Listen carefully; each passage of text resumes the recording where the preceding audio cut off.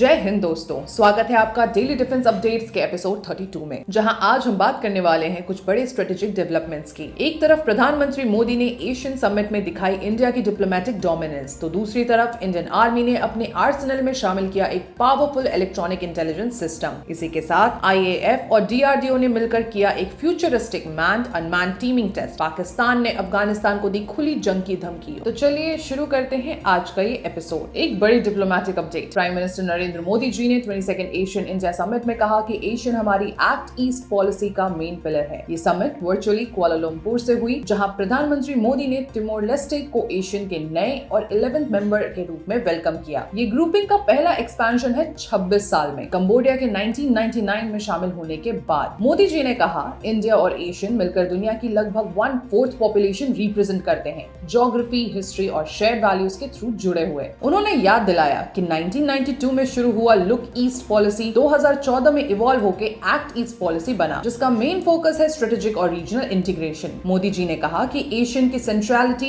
Indo Pacific region में सबसे important है और India Asian partnership global stability और प्रॉस्पेरिटी का फाउंडेशन है। उन्होंने ये भी रीअफर्म किया है कि India Asian outlook on Indo Pacific को स्ट्रांगली सपोर्ट करता है, जहां इंक्लूसिविटी और कोऑपरेशन पर फोकस है। इस साल का थीम था इंक्लूसिविटी एंड सस्टेनेबिलिटी, जहां प्रधानमंत्री मोदी ने फ्यूचर कोऑपरेशन के कुछ की एरियाज बताए, जैसे कि digital inclusion, food security, resilient supply chains, maritime security, blue economy, green energy और साइबर सिक्योरिटी। स्पीच के एंड में प्रधानमंत्री मोदी ने कहा, 21st सेंचुरी है इंडिया और एशियन की सेंचुरी, जहां एशियन विजन 2045 और विकसित भारत 2047 दोनों मिलकर एक शेयर रोड मैप तय कर रहे हैं सस्टेनेबल और इंक्लूसिव ग्रोथ के लिए। याद रहे, इंडिया का एशियन के साथ एंगेजमेंट 1992 से है और जब हम सेक्टरल डायलॉग पार्टनर बने थे और 2022 में इसे एलिवेट करके कॉम्प्रिहेंसिव स्ट्रेटेजिक पार्टनरशिप बनाया गया है। आज एशियन के मेंबर्स हैं Bruny, Cambodia, Indonesia, Laos, Malaysia, Myanmar, Philippines, Singapore, Thailand, Vietnam और अब तिमोर लेस्टे। ये समिट एक बार फिर ये दिखाता है कि इंडिया अपने एक्ट ईस्ट और इंडो पैसिफिक विजन को किस तरह डिप्लोमेटिकली स्ट्रेंथन कर रहा है, इंश्योरिंग दैट एशिया के ग्रोथ और स्टेबिलिटी के सेंटर में इंडिया और एशियन दोनों एक साथ खड़े हैं। इंडियन आर्मी ने अप्रूव किया है एक cutting edge ground based mobile electronic intelligence system, जिसका कॉस्ट है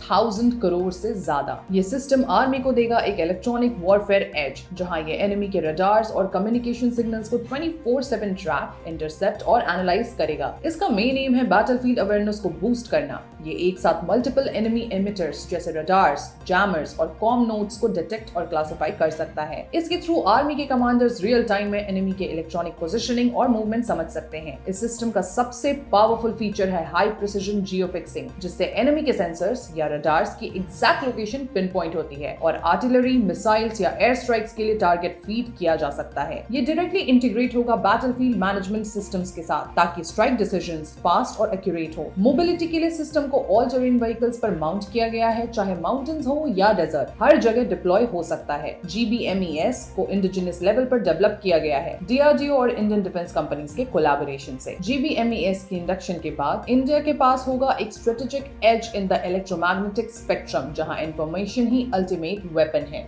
इंडियन एयरफोर्स और DRDO ने मिलकर एक पायोनियरिंग एक्सरसाइज कंडक्ट की है, जिसमें एक पायलटेड तेजस फाइटर जेट और 2 अनमैन्ड एरियल व्हीकल्स यानी UAVs ने साथ मिलकर मैन्ड अनमैन्ड टीमिंग या MUMT कैपेबिलिटी का डेमो दिया। ये टेस्ट गोवा और करवार के बीच कोंकण कोस्ट पर हुआ, जहां एक नो सेल जोन नोटिफाई किया गया था अंडर स्ट्रिक्ट नेविगेशनल प्रोटोकॉल। ये ट्रायल एक बड़े ट्राई सर्विस एक्सरसाइज विंडो के दौरान हुआ। एक्सरसाइज कोंकण और एक्सरसाइज त्रिशूल के पैरेलल, मतलब एयरफोर्स, नेवी और आर्मी सब एक कोऑर्डिनेटेड मोड में काम कर रहे थे। सबसे बड़ा अचीवमेंट क्या है? अनमैन्ड और अनमैन्ड प्लेटफॉर्म्स का सीमलेस इंटीग्रेशन। मिशन के बीच तेजस और UAVs ने पोजीशन स्वैप किए, लाइव सेंसर फीड शेयर हुई और ऑटोनोमस कंट्रोल सिस्टम के अंडर स्ट्राइक वे पॉइंट्स एग्जीक्यूट किए गए बिना ग्राउंड से डायरेक्ट ह्यूमन पायलटिंग के। और सबसे इंप्रेसिव पार्ट है sensor to shooter hand off. UAVs ने अपने सेंसर्स से जो टारगेट डेटा कलेक्ट किया वो तेजस को ट्रांसफर हुआ, जिससे प्रिसिजन स्ट्राइक एग्जीक्यूट किया गया। यानी पूरा command to control hand off एक real time digital combat network के थ्रू हुआ। एक्सरसाइज का एंड गोवा के दाबोलिम एयरबेस पर हुआ, जहां सारे एयरक्राफ्ट सेफली रिकवर किए गए, प्रूविंग कि इंडिया का autonomous operational mode fully reliable है। ये कैपेबिलिटी बैटलफील्ड में एक गेम चेंजर बन सकती है, क्योंकि इससे फोर्स सर्वाइवेबिलिटी, टेम्पो और एक्यूरेसी सब कुछ बढ़ता है। ब्रॉडर कॉन्टेक्स्ट में यह एक्सरसाइज सिर्फ एक डेमो नहीं थी, बल्कि इंडिया के ट्राई सर्विस इंटरऑपरेबिलिटी को भी टेस्ट कर रही थी, वेस्टर्न और नॉर्थ वेस्टर्न बॉर्डर्स के लिए। पाकिस्तान ने अफगानिस्तान को दी खुली जंग की धमकी, अगर इस्तांबुल पीस टॉक्स फेल हुए तो ओपन वॉर हो सकता है। पाकिस्तान के डिफेंस मिनिस्टर ख्वाजा मोहम्मद आसिफ ने एक बोल्ड स्टेटमेंट दिया है। उन्होंने कहा, अगर इस्तांबुल में चल रही पीस टॉक्स कोलैप्स हो गई तो पाकिस्तान के पास डायरेक्ट कॉन्फ्लिक्ट के अलावा कोई ऑप्शन नहीं बचेगा। ये वार्निंग तब आई है जब दोनों देशों के बीच क्रॉस बॉर्डर क्लैशेस ने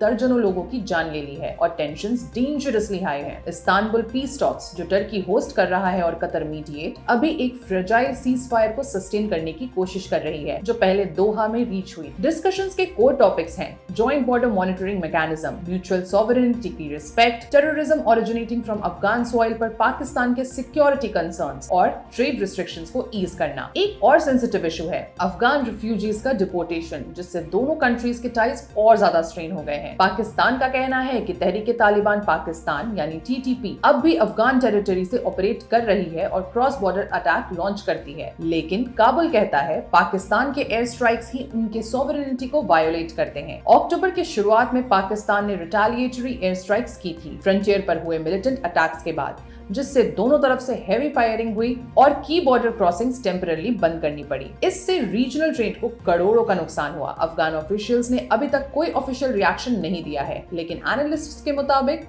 अगर पीस प्रोसेस फेल हुआ तो ये कॉन्फ्रंटेशन रैपिडली एस्केलेट हो सकता है, गिवन बॉर्डर की वॉलेटाइल सिचुएशन और दोनों गवर्नमेंट्स के बीच deep mistrust. International crisis group का कहना है अब इंटेलिजेंस शेयरिंग सबसे क्रूशियल फोकस है। पाकिस्तान चाहता है कि काबुल खुद टीटीपी के हाइडआउट्स पर एनफोर्समेंट एक्शन ले, ताकि इस्लामाबाद को यूनिलैटरल स्ट्राइक्स ना करनी पड़े। फिलहाल सीज फायर लास्ट संडे से होल्ड कर रहा है, लेकिन उसकी स्टेबिलिटी प्योरली इस्तांबुल टॉक्स के सक्सेस पर डिपेंड करती है। अगर ये टॉक्स फेल होती हैं, साउथ एशिया एक और cross border conflict flash point के करीब पहुंच सकता है। तो दोस्तों, ये थे आज के टॉप डिफेंस अपडेट्स। डिप्लोमेसी से लेकर टेक्नोलॉजी तक हर फ्रंट पर इंडिया और दुनिया के स्ट्रेटेजिक मूव्स चेंजिंग फास्ट हैं। अगर आपको एपिसोड इन्फॉर्मेटिव लगा हो तो वीडियो को लाइक करें, शेयर करें और सब्सक्राइब करना ना भूलें, ताकि आप तक रोज पहुंचते रहें लेटेस्ट डिफेंस और स्ट्रेटेजिक अपडेट्स सिर्फ यहीं डेली डिफेंस न्यूज पर। मिलते हैं नेक्स्ट एपिसोड में और बेहतरीन अपडेट्स के साथ। तब तक के लिए जय हिंद, जय भारत।